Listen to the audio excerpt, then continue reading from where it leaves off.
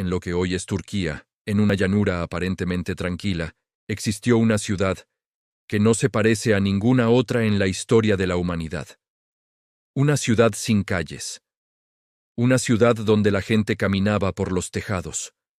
Una ciudad que nació más de 3000 años antes que las pirámides de Egipto, y que durante casi 2 milenios fue un punto neurálgico para miles de personas. Su nombre es Çatalhöyük, y aunque ha sido estudiada por arqueólogos durante décadas, todavía hoy plantea preguntas que ninguna civilización posterior consiguió responder por completo. ¿Por qué vivían así? ¿Qué temían? ¿Y cómo lograron construir un lugar tan avanzado en una época en la que el mundo apenas descubría la agricultura? Çatalhöyük no era una simple aldea neolítica, era una ciudad en el más profundo y completo sentido de la palabra, organizada, densa, compleja y extraordinariamente eficiente. Pero para entenderla, hay que viajar al pasado 9000 años atrás, cuando las primeras comunidades humanas abandonaban una vida de cazadores y recolectores para experimentar algo que cambiaría para siempre el destino de nuestra especie. Vivir juntos, permanecer en un mismo lugar, levantar muros, crear hogares, formar comunidades estables. En ese momento histórico clave, Çatalhöyük surgió como un experimento radical, casi inexplicable para su tiempo. Lo primero que sorprende es su aspecto.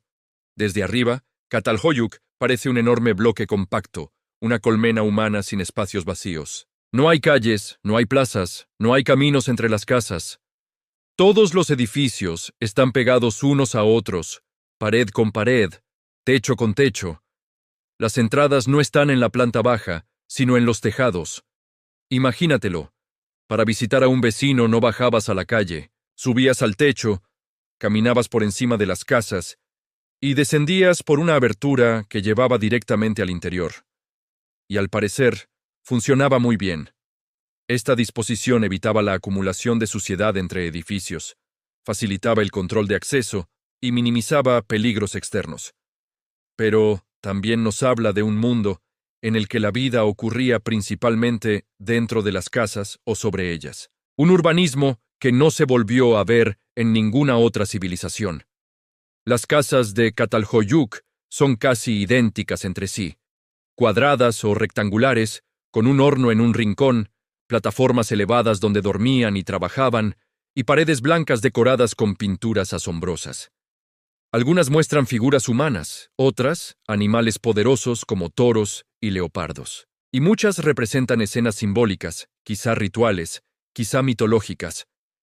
Pero más allá del arte, lo que inquieta es descubrir que estas casas no eran solo lugares para vivir, también eran lugares para morir. Los habitantes enterraban a sus muertos debajo de las plataformas donde dormían. Familias enteras compartían el hogar en vida y en muerte, literalmente durmiendo encima de los cuerpos de sus ancestros. Algunos cráneos eran retirados, moldeados con yeso y decorados con pigmentos. No sabemos con certeza por qué. ¿Rituales? ¿Memoria familiar? ¿Protección espiritual? Sea lo que sea, nos habla de una conexión íntima entre los vivos y los muertos. La ciudad alcanzó tamaños sorprendentes. Miles de personas viviendo juntas en un espacio densamente organizado. Una sociedad sin calles, pero con una estructura interna perfectamente funcional. Pero lo más enigmático no es la forma de la ciudad, sino la forma de su sociedad. A diferencia de muchas civilizaciones antiguas, en Çatalhöyük no hay evidencia clara de jerarquías, no hay palacios, no hay templos, no hay casas más grandes para élites, ni signos materiales de gobernantes. Las viviendas son prácticamente idénticas en tamaño y estructura. Esto lleva a pensar que pudieron vivir en condiciones sorprendentemente igualitarias.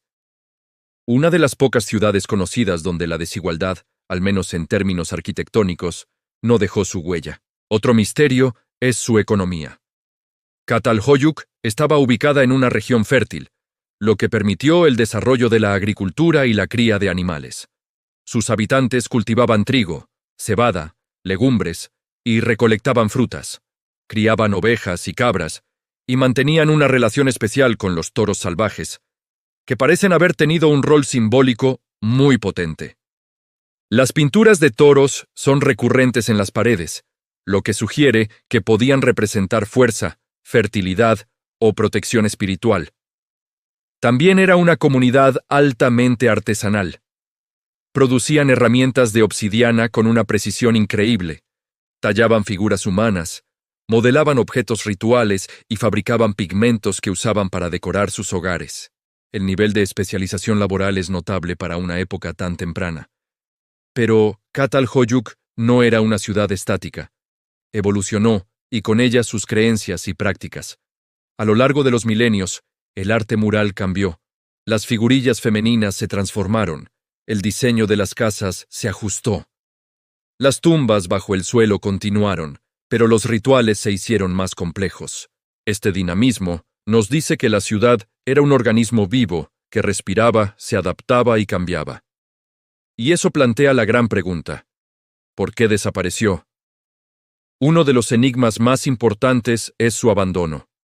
Después de casi 1500 años de ocupación continua, Catalhoyuk se fue despoblando.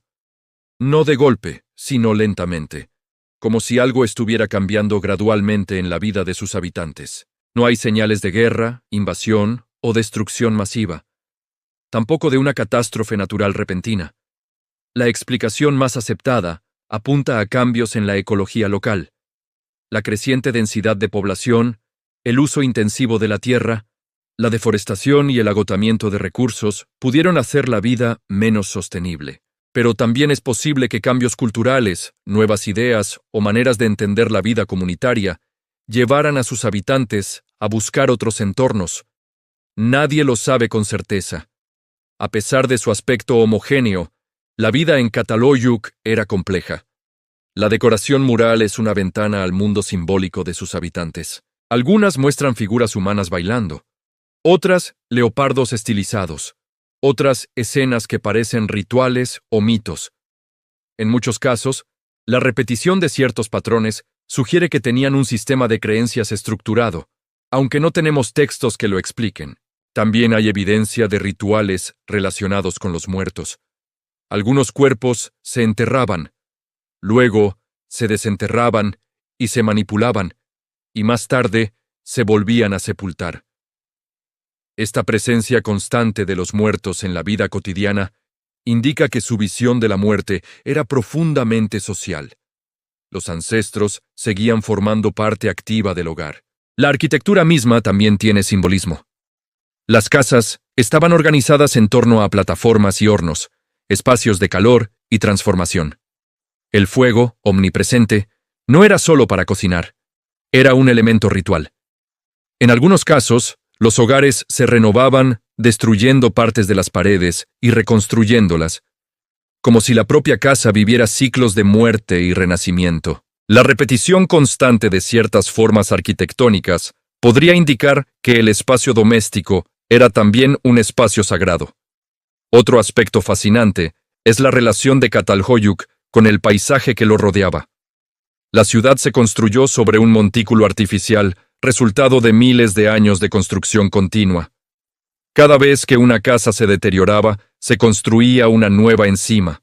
Así, generación tras generación, la ciudad fue elevándose lentamente hasta convertirse en un montículo de más de 20 metros de altura. Los arqueólogos pueden leer este montículo como un libro. Estrato por estrato, capa por capa, cada fase de la ciudad está escrita en la tierra. Es un registro histórico impresionante. Uno de los descubrimientos más desconcertantes es el manejo de la limpieza y la higiene. A pesar de ser una ciudad densa, con casas pegadas sin calles ni espacios abiertos, no se han encontrado niveles de basura excesiva.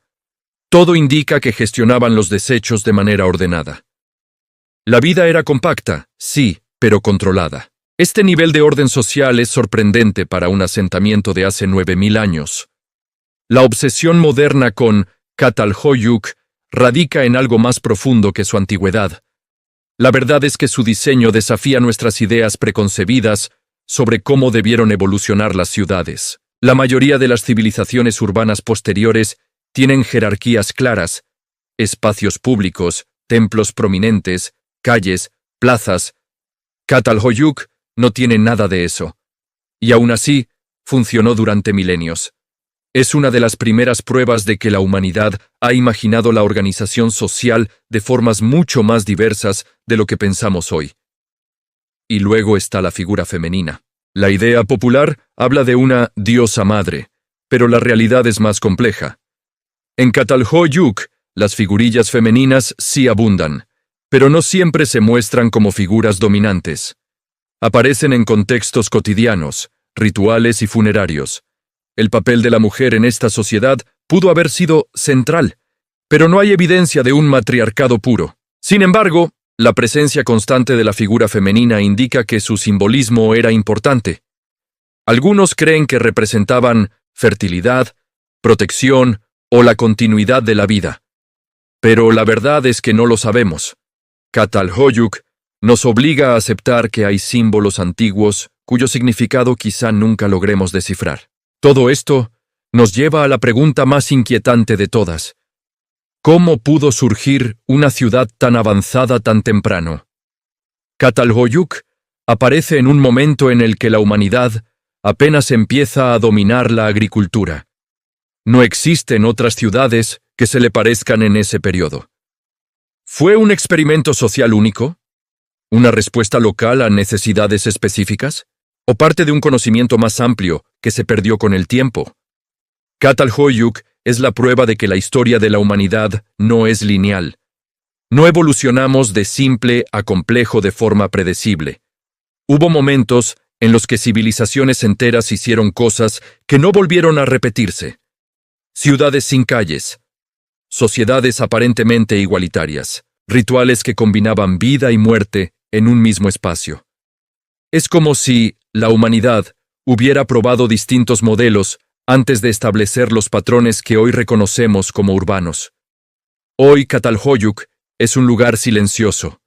El montículo permanece en la llanura, bajo un cielo que ha visto milenios de historia.